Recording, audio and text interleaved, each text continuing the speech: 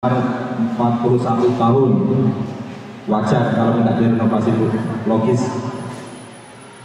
Mungkin ini nanti terus ada lagi kantor gurunya yang sama juga seperti itu. MBCNU dari Pak Lesmono, parkir kendaraan di masjid, tempat duduk. Mungkin kalau kita bisa menyuplik ini Pak Lesmono untuk anggaran tahun ini atau periodik ini, dengan adanya efisiensi anggaran, ada pemangkasan anggaran, itu emang difokuskan ke infrastruktur Pak. Jadi untuk yang hibah dan sosial itu memang agak berkurang atau emang dihapus untuk sementara. Jadi kemarin infonya seperti itu, yang mungkin sumbernya dari aspirasi atau pokir itu memang yang nyambung antara pusat, provinsi dan kabupaten itu memang diarahkan ke jalan atau ke infrastruktur. Terus ini tadi Bapak Sutisno menindaklanjuti apa yang disampaikan oleh Ibu Kakam, itu yang dimaksud tadi jalan ini ya, maaf jalan apa tadi? Yang ke arah bukit ya, arah Bukit Rejo. Terus honor guru ngaji. Terus yang terakhir masalah singkong. Nah ini masalah singkong ini kayaknya yang pas jawab ini Bapak Hanapi.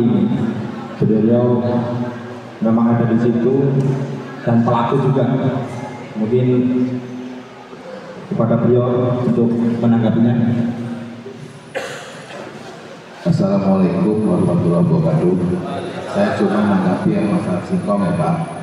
Masalah singkong itu Pak bukan masalah kita lagi. Itu udah ranah pusat. Bahkan kelompok tani yang ada di Lampung ini udah ke menteri. Cuma saya kasih bocoran sedikit. DPE itu harga 1.350. Vakum itu harganya begitu. Cuma potongannya betul kata Bapak, bisa 36, bisa 38. Antri juga bisa 3 malam Pak, baru bongkar. Karena banyak pabrik yang di Lampung Tengah ini sebagian tertutup. Karena mereka tidak mau harganya sampai 3.350 itu. Jadi itu Pak penyampaian masalah singkong. Memang betul potongannya besar, bahkan bisa dapat 40 ya Pak. Saya kemarin jual singkong ke sana, begitu Pak. Saya langsung ke pabriknya. Kalau yang pungutan itu nggak ada sebenarnya. Cuma itu udah apa namanya, yang bagian sortase segala macam itu udah akal-akalan mereka aja cari duit. Sebenarnya kata manajernya itu Pak, kalau di sini nggak ada pungut-pungutan Pak, semuanya nggak ada, saya nggak boleh. Cuma harga mereka patok itu 1.350, potongan kalau standarnya itu 30, cuma nyatanya bisa lebih. Itu Pak. Terima kasih. Kalau masalah sekolah ini, Pur ini yang jawab.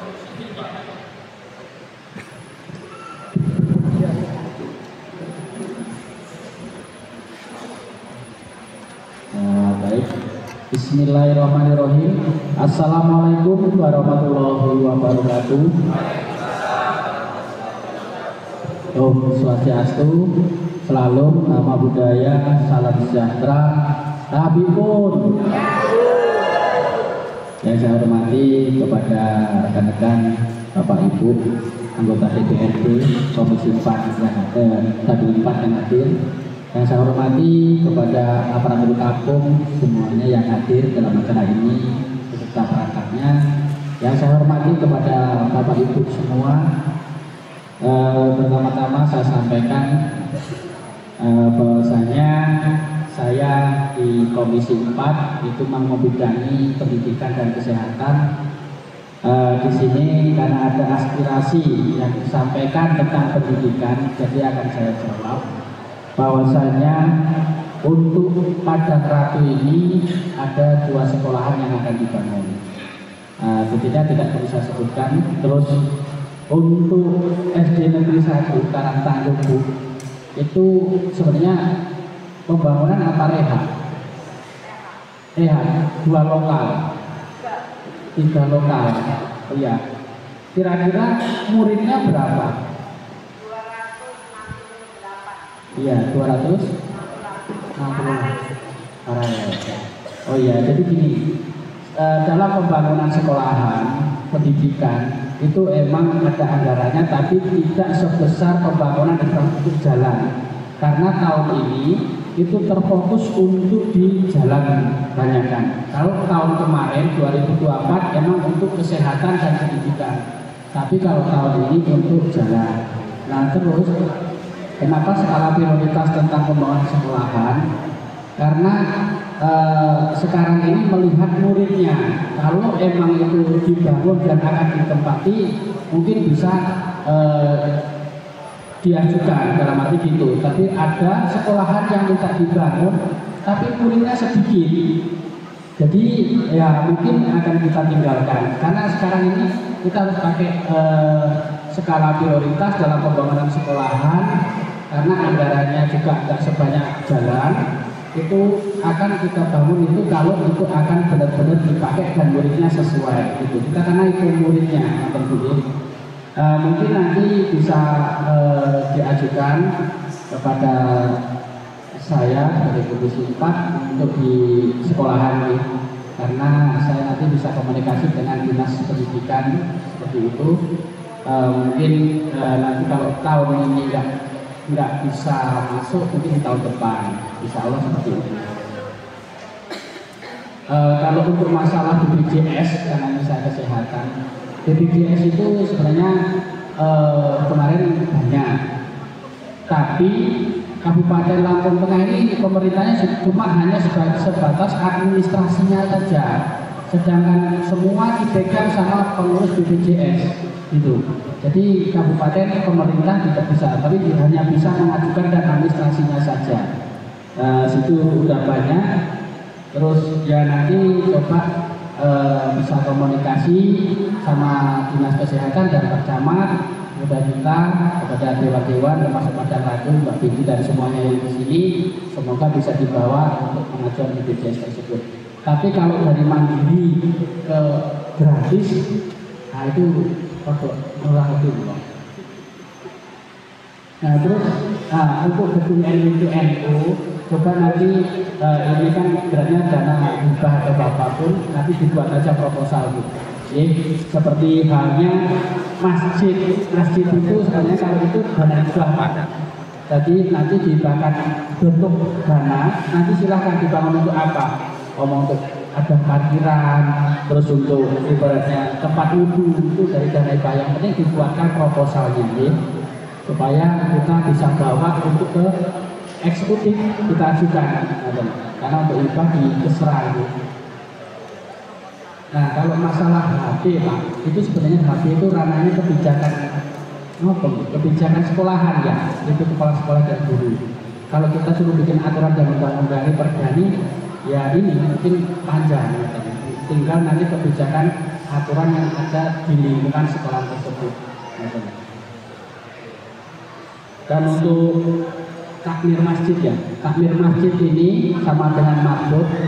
Insya Allah semoga bisa terrealisasi, akan menjadikan nanti ini program Bapak Bupati untuk takmir dan marbot ya Pak, saya malam. Nah itu ya, itu jadi nanti ada program Pak Bupati, ini mungkin bisa terrealisasi karena kemarin sudah ada pembahasan, tinggal kapan yakni mawon.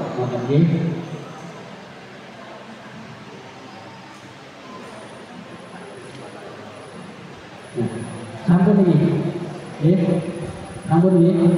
Nah mungkin ibu saking kula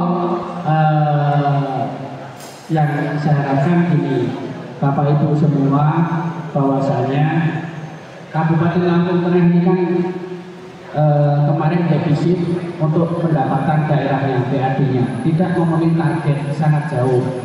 Jadi sekarang ini kenapa yang diomongkan dengan bicarakan dengan Bapak Hanarwi tadi bahwa Kabupaten Lampung Tengah akan meminjam kepada pusat untuk membangun. Ya kalau kita benar, kalau kita nggak meminjam mulai tahun ini, kapan lagi? Dan kita akan membangun supaya nanti bisa terlaksana jalannya bagus, insya Allah, ngoten nggih.